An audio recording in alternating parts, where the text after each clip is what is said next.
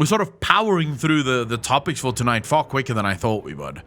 But I think we're all sort of on the same level, and we haven't had nearly enough time to really just go all out. So, can I quickly hear in chat, who here is afraid that Sylvanas is going to die? That we're going to kill her and she's just never going to live again. And we're going to have to say goodbye to the Dark Lady.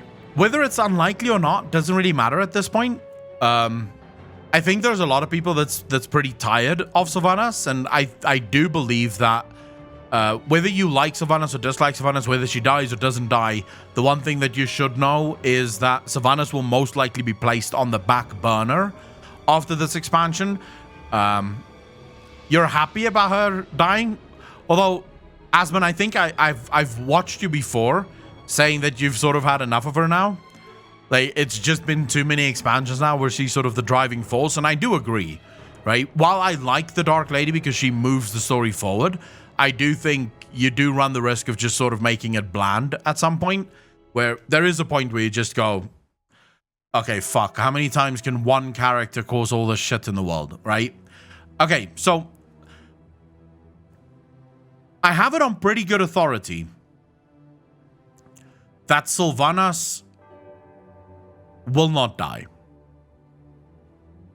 And when I say pretty good authority, I'm not talking spoilers. I didn't have anyone sort of ruining the story for me or whisper in my ear or anything like that. So I'm not giving you guys spoilers. I'm literally just listening to what they said. During the World of Warcraft What's Next, what do you call it? I want to say panel, but was it really a fucking panel? It was just a video of a guy talking. But during the World of Warcraft What's Next panel, I guess you could say at BlizzCon, they told us that Sylvanas is going to be the final boss of the expansion. The true purpose of bringing all 4 of the Covenants together within the Maw, of course, is to be taking the attack directly to the Jailer's doorstep. The central area where the Jailer has holed up with all of his main minions is going to be our focus here, as we raid the Sanctum of Domination. And finally, the culmination of the raid. At long last, we will be taking the fight directly to Sylvanas Windrunner, the Banshee Queen herself. The finale of this fight is going to change the future of the Shadowlands. But we're not going to spoil that for you today. However, can't wait for you to see what happens at the end. But the dude tells us that Sylvanas is going to be the one that we face off with, and that the outcome of that fight will change the Shadowlands forever. Will change sort of the direction of the Shadowlands forever. Now, let's think about this logically. I could be wrong. Maybe I'm making assumptions and I'm sort of doing logical acrobatics and missing some of the points. So I could be wrong. But let's just think about this logically. If we kill Sylvanas, right, at the end of that raid, nothing happens. I mean, how's the Shadowlands really changing forever? We need to kill her in order to save the Shadowlands. So if we kill Sylvanas, we're one step closer to stopping the Jailer. So, woohoo! You know, one step closer to stopping the Jailer from doing whatever the fuck he's doing. If we do not kill her, then things become really, really interesting. And now, guys, the third death thing, she's died 3 times already. There is no... If Sylvanas dies again, that's 4. She's on her... she's already done the 3 deaths. There's no more 3 deaths for her. The next time she dies, it's 4. I just sort of... Just from a logical perspective, if everything's going to change at the end of that fight, he calls it a fateful encounter, and what happens in that fight will change the outcome of the Shadowlands forever, right? It will change the Shadowlands. I don't see how that translates to the death of Sylvanas. Now, what I would prefer, if I could have my perfect story, based on how I prefer the story to go, because I don't trust the Archon, I don't trust the Winter Queen, I don't like any of these people. I think the Shadowlands is simply too void of free will. For me personally, so as a personal thing, you can have your own ideas. I don't like the idea of being in service to people without having any choice in the matter. So I would like to destroy the Shadowlands. I would like to rip the whole thing apart and go back to how it was meant to be, right? Which is, in my opinion, how it should be. When you die, you either die and it's over, or you choose where you want to go, and that's the end of the road. But what if Anduin, at the end of that fight, comes to the aid of Sylvanas and explains to us why what we're doing is wrong? Could you guys see that happen at all? Like, is there any part of you that sort of goes, yeah, I can see that happen? The Golden One claims a vacant throne. Do you think maybe Anduin will be the Lich King at the end of this? No, Grocia, the Golden One claims a vacant throne. In my opinion, almost 100% signals Tyrallion taking the throne of Stormwind right now. I guess I should first ask, how many of you would join the Jailer, and how many of you would be Team Eternal Ones? Just write Jailer and Eternal Ones. I just want to sort of get an idea of what the fuck, what I'm dealing with here. How many people are on the side of the Jailer, and how many people are on the side of the Eternal Ones? All right, there's a few people who is on the side of the Eternal Ones, but I do also see a lot of people on the side of the Jailer. I think I see more people on the side of the Jailer than I see on the Eternal Ones, which to my mind could also be a wonderful little... So there's something that I guess, breaking a little bit away from speculation. Well, still speculation, but a different kind of speculation, right? Did any of you happen to catch the Q&A where Ian was talking about the different factions? About the two factions? Alright, so Ian was asked about the faction imbalance and the problems that exist within the factions, and how, you know, more high-end guilds are over on the side of the Horde than is over on the side of the Alliance, which is how it should be. You should never be playing Alliance. Everyone knows that the Horde is the base faction out there. You know, but that said, some people make the wrong decisions, and that's fine. But Ian basically explained, right, that this is a social issue, right? And I do agree with him. As he said it, I was starting to think to myself, how do you fix this problem? Like, how do you genuinely fix the problem? How do you convince people to move from Horde to Alliance, or from Alliance to Horde? I'm the toxic streamer. You guys are playing Alliance. I would say the toxic people is the Alliance people. Because, you see, if you guys didn't play Alliance, we could just forget about the Alliance and just continue with the Horde story. But since you guys play Alliance, we continuously have to go back and actually do some Alliance stories as well, just to help out, you know? No, I started as Alliance. My very first character ever was an Alliance character, human Warlock. I very quickly realized, wrong thing. This is not what I want to play. I want to play Orc Warlock. So, happy days. Anyways, you can play whatever the fuck you want. The question, or the main thing that I wanted to get at is, it's a social problem, right? And I don't see how you can fix it. Unless, of course, you do want to do what Ian said, and that is buff the Alliance. And I realized immediately there's going to be Alliance guys going, yeah, sure, let's do that. But, you know, buff the racials to the point where it's broken on the Alliance side, in which case you'll have a lot of those top-end guilds sort of falling over to the Alliance side. But then at that point, you'll have to either nerf them very quickly again to bring them back into focus, or you're going to end up, once again, with the opposite fucking problem, where too many people are on the Alliance side and there's almost no one on the Horde side. So you're constantly going between this issue. You're going to always have this issue. And then Ian said something that sort of made my ears go, well, what? He started talking about the ability for Alliance to fight Alliance in Arena, and how, you know, joining up with as an Alliance player or as a Horde player, you can, you know, you can sign up for BGs and just disguise yourself as the other side, right?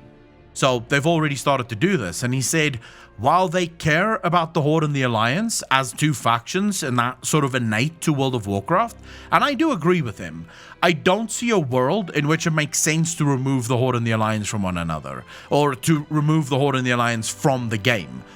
The thing is, the foundation of World of Warcraft is Horde v Alliance. People fall in love with their faction, and that's the faction that they want to be. But then Ian said, they would like to go to a place where people can choose who they want to play with based on their own sort of ideas.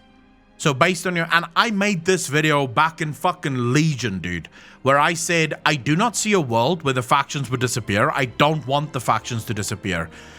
But I no longer agree with the racial sort of lock-in behind a specific faction. And the reason I don't believe in it is you have orcs, for example, who followed Saofang, who are far more aligned with the ideals and the ideologies of the Alliance than what you have on the Horde side. You have characters like the Tauren, who's much better aligned with the Alliance than what it would be with the Horde. And then you have people like myself who's going, yeah, fuck Teldrassil. We'll burn it down again. Let's go burn Stormwind next. Clearly, I don't belong to the Alliance, right? I should not ever be in the Alliance. If I did make an Alliance character, I'd be playing, like, I would literally be a spy, and I would probably blow the thing up on from the inside, right? So clearly, I don't belong on the Alliance side. I do belong on the on the Horde side. So why can't we have a faction system? Like, why can't we have a faction system where you choose your race based on the race that you want to play, but then you choose your faction based on the faction that most align with your life? Like, with how you view the world. Is there anyone that can tell me why that would be wrong, why that couldn't work?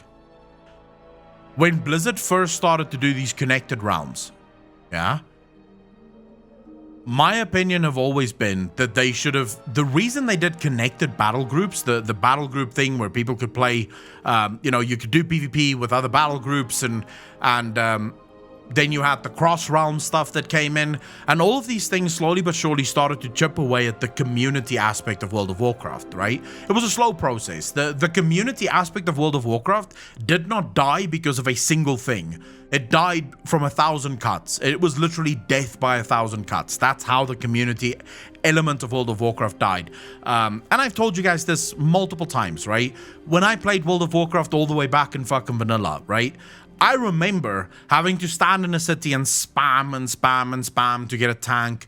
And then finally you get a tank and you befriend him, right? You add him to your friend group because next time it's going to be easier. Then eventually you get invited to a guild. Now it's even easier, right? If you had a guild, you had... you basically had Group Finder. If you were in a guild, you basically had Group Finder. It was simple. Just asking guild, hey, someone wants to join? Boom. Got a group. Now the problem with... It's not just Group Finder or Raid Finder or anything like that that killed that community aspect. This was a slow death. And that slow death started the day they started to cross realm because they didn't want to upset the balance by just merging realms into one another, because it would have meant that some people had to change their name. It would have made the game extremely volatile for quite some time before it would settle down. To my mind, that would have been a better move in hindsight.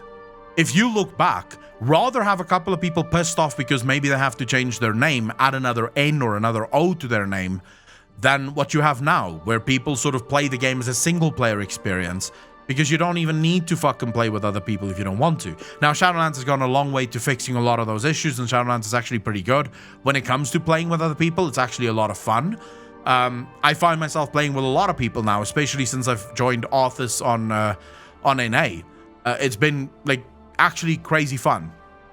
But still, I find American people speak far less in dungeons.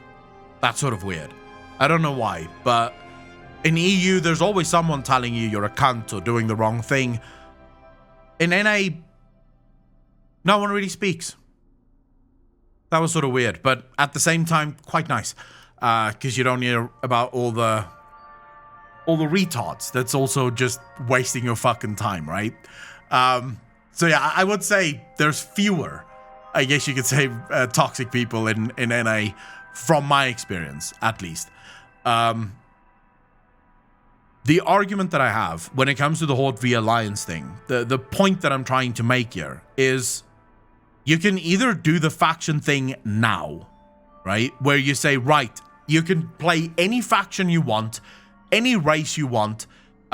You make a choice, you decide which faction you want to be. Let's say you make that choice at level 60. So everything remains the same as you're leveling. And then once you reach level 60, now that you've sort of learned and you've sort of figured out what you like and what you don't like, now you make a decision. And once you've made that decision, it's final. There's no swapping. You are now the faction that you joined and the faction that you decided upon.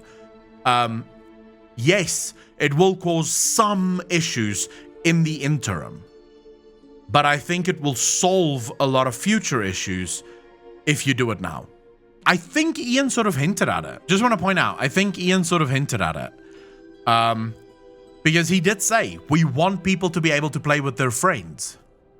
And when he said that, I was like, shit, that might be something they're actually working on. Because for the first time ever, when he was asked if they would allow Horde and Alliance players to do dungeons together, usually his answer is no. For the first time ever, his answer is, I'll never say never. And I was like, fuck me. They're actually gonna fucking do it. They're actually gonna do it. Which I would prefer if they don't allow Horde and Alliance to play together, but rather allow you to choose whichever faction you want to play on, and then that's your faction, and it's based on ideological divide, based on your own belief system, rather than forced down your throat. Like, for example, now, where I have to go into the fucking maw and save all these people I couldn't care less about, even though I would rather join the Maw Covenant and just hang out there, right? And maybe stop these people from saving all these other fucking people. That would be just, you know, just putting it out there. That's something I wouldn't mind.